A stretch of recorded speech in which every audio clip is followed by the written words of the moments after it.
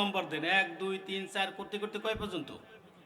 15টা নম্বর দিয়ে একটা তার মধ্যে, যে পাত্রের মধ্যে ডিম ফুটানো হবে, মুরগি তাপ দেবে যে তার মধ্যে, এই 15টা ডিম ঘরের যিনি মালিক, মুরগির মালিক, 15টা ডিমকে উনি সাজিয়ে ওই সেই পাত্রের মধ্যে রাখছে। এরপর মুরগিকে বসাই দিছে। পরের দিন যাই দেখবেন যে মুরগি পা দিয়ে লড়াইয়া 15 নম্বরকে 2 নম্বরে নিয়ে গেছে, 2 নম্বরকে 14 নম্বরে নিয়ে গেছে। আপনি যে সাজাই সাজাই যা রাখছিলেন তা সব শেষ করে দিয়েছে। কেন করছে?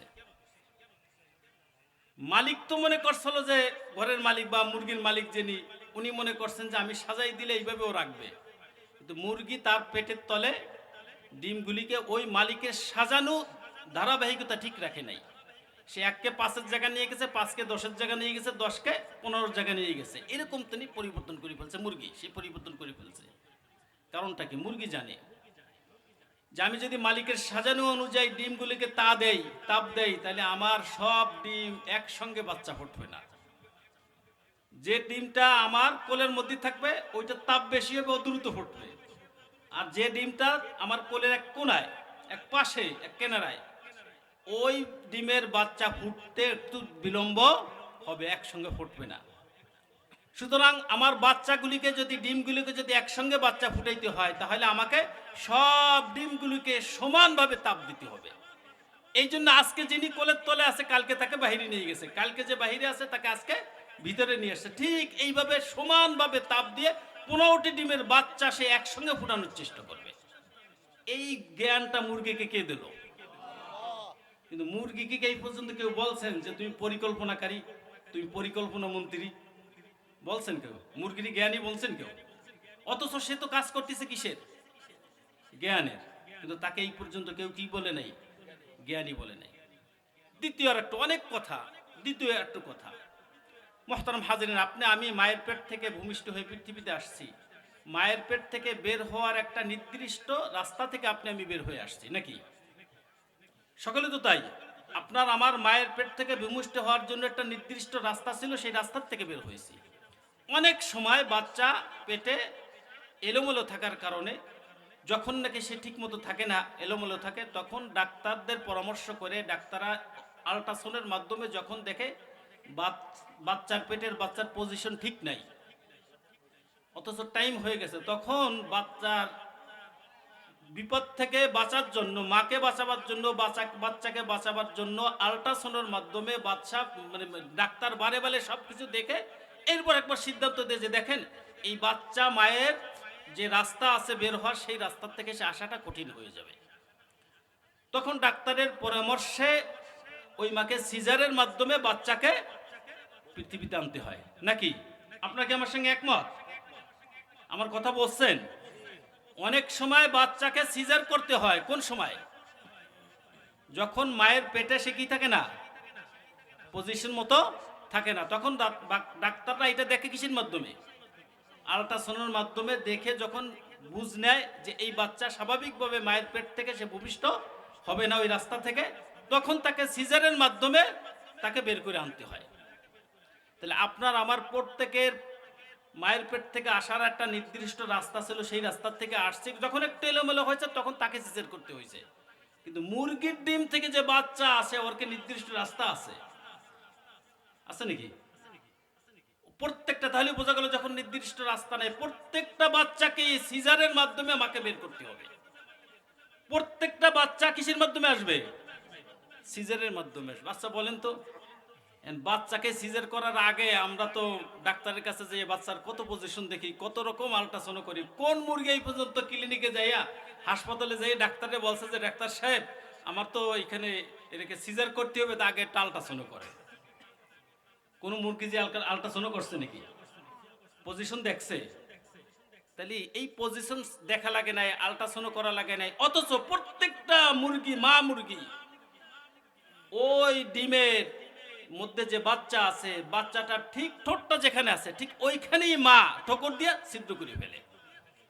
এই যে যে ঠিক ঠোঁটের মাঝখানে, ঠোঁটের সোজাই ছিদ্র করছে, কোল আল্ট্রাসাউন্ডের মাধ্যমে সে জানছে যে তার ঠোঁটটা এখানে আছে। সে কি আল্ট্রাসাউন্ডের মাধ্যমে জানছে? সে কি ক্লিনিকে জেনে ট্রেনিং নেছে?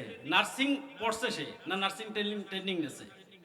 তার তো 14 বছর 15 বছর মেডিকেলে পড়াও লাগে নাই। তাহলে সব কিছুর ঊর্ধ্বে সে তার বাচ্চাকে সিজার করতে হবে, ঠিক যেখানে তার ঠোঁটটা আছে সেইখানেই সে সিজার করলো, এই জ্ঞানটা তাকে কে দিয়েছে? এই পর্যন্ত মুরগি কি কেউ জ্ঞানী বলছেন? বলছেন? তাহলে এক কথায় বোঝা গেল যে কিছু জানাকে কি বলা হয় না? জ্ঞানী বলা হয় না। জ্ঞান কাকে বলে? আমি অনেক কিছু জানলাম, এটার নাম কি না? জ্ঞান না। আমাদের দেশে না বিজ্ঞানীরা, আমরা ছোটবেলা এক সময় শুনছি পৃথিবী ঘোরে। শুনছেন আপনার? এক সময় শুনছি কি পৃথিবী ঘোরে, এরপর আবার শুনছি সূর্য ঘোরে, এরপর কি শুনছি? সূর্য ঘোরে। এখন বলে পৃথিবীও ঘোরে, সূর্যও ঘোরে। এই গবেষণা কারা করতেছে? বিজ্ঞানীরা গবেষণা করে একবার বলে সূর্য ঘোরে, একবার বলে পৃথিবী ঘোরে, একবার বলে সবকিছু ঘোরে। আমার কাছে মনে হয় বিজ্ঞানী ঘোরে। বিজ্ঞানও কি করে? ওই ঘোরে। তাহলে বোঝা গেল এই জ্ঞানের মধ্যে কি আছে? আজকে একরকম গবেষণা, কালকে আর এক রকম, ঠিক নেই। একমাত্র জ্ঞান হল আল্লাহ পাকের দরবারে ওই জ্ঞান, যে জ্ঞানের মধ্যে কোনো পরিবর্তন নাই, যে জ্ঞানের মধ্যে কোনো ত্রুটি নাই, যে জ্ঞানের মধ্যে কোনো রকম ধোঁকা প্রতারণা ফাঁকি নাই, সেইটা হলো আল্লাহ পাকের কাছে একমাত্র স্বীকৃত জ্ঞান। সেই জ্ঞানের নাম হলো ইলমে ওয়াহির জ্ঞান, কোরআনের জ্ঞান, হাদিসের জ্ঞান, শরীয়তের জ্ঞান। এইটা হলো একমাত্র জ্ঞান আল্লাহ পাকের। আর পৃথিবীতে যা কিছু আমরা জানি ওই মুরগির মতোই জানি, কিন্তু এটা আল্লাহর কাছে কিনা জ্ঞান না।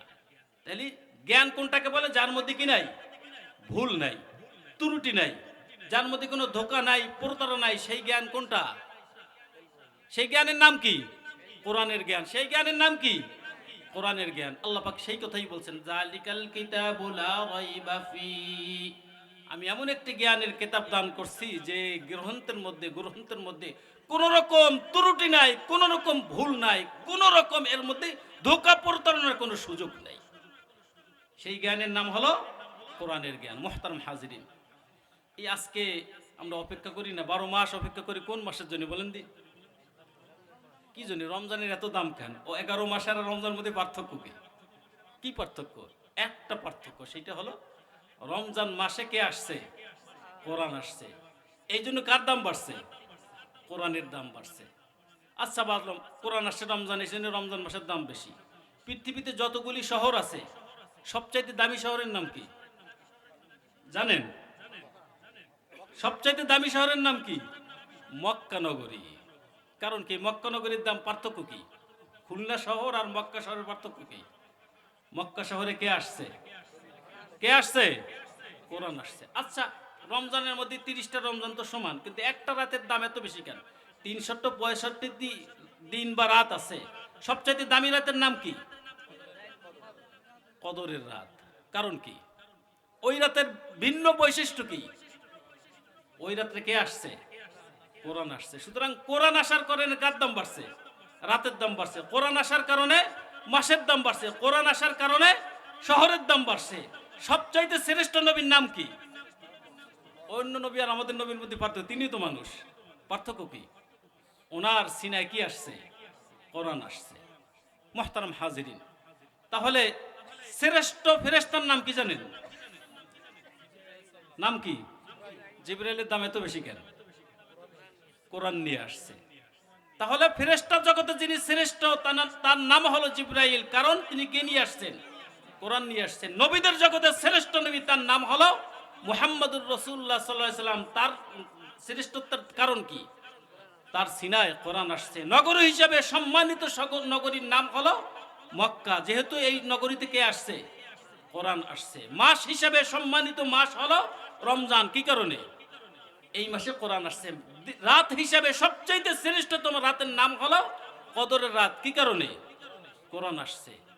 এতগুলা কারণে, এতগুলা জিনিসের দাম বাড়ছে কোরআনের কারণে। আজকে যে প্রতিষ্ঠানে কোরআন পড়ায় সেই প্রতিষ্ঠানের দাম নাই। কি বলেন? খুলনা ইউনিভার্সিটির দাম বেশি, এই মহিলা মাদ্রাসাতে তো দাম নাই। এখানে কালেকশন করে কত কষ্ট করে পড়ানো লাগে, কি বলেন? মক্কা নগরীর দাম যদি কোরআনের জন্য হতে পারে, রমজানের দাম যদি কোরআনের জন্য হতে পারে, নবী মুহাম্মদের শ্রেষ্ঠত্ব যদি কোরআনের জন্য হতে পারে, জিব্রাইলের শ্রেষ্ঠত্ব যদি কোরআনের জন্য যদি হতে পারে, শবে কদরের শ্রেষ্ঠত্ব যদি কোরআনের জন্য হতে পারে, এই মহিলা মাদ্রাসার শ্রেষ্ঠত্ব কোরআনের শিক্ষার কারণে হবে। এই এলাকার শ্রেষ্ঠত্ব হবে কোরআনের প্রতিষ্ঠান এই এলাকায় আছে, এই কারণে হবে। এই কোরআনের প্রতিষ্ঠানের সঙ্গে যারা জড়িত আছে তারা হবে পৃথিবীর শ্রেষ্ঠ মানুষ। এই কোরআনের মাদ্রাসাকে যারা সহযোগিতা করবে তারা হবে শ্রেষ্ঠ ব্যক্তিত্ব। আল্লাহ রাব্বুল আলামিন আমাদের সকলকে কোরআনী মাদ্রাসার সঙ্গে সম্পর্ক জুড়ে শ্রেষ্ঠ মানুষ হয়ে আল্লাহ পাকের খাঁটি বান্দা, রসুলের খাঁটি উম্মত হয়ে কবরে যাওয়ার তৌফিক দান করুক। ওয়া আখির দাওয়ানা আনিল হামদুলিল্লাহি রাব্বিল আলামিন। একটু এলোমেলো কথা বলছি, একটু সময় বেশি নিয়ে ফেলছি, এই জন্য আমি আন্তরিকভাবে দুঃখিত। আল্লাহ পাক আমাদের সকলকে কবুল করে নিক। আলহামদুলিল্লাহ, অত্যন্ত গুরুত্ব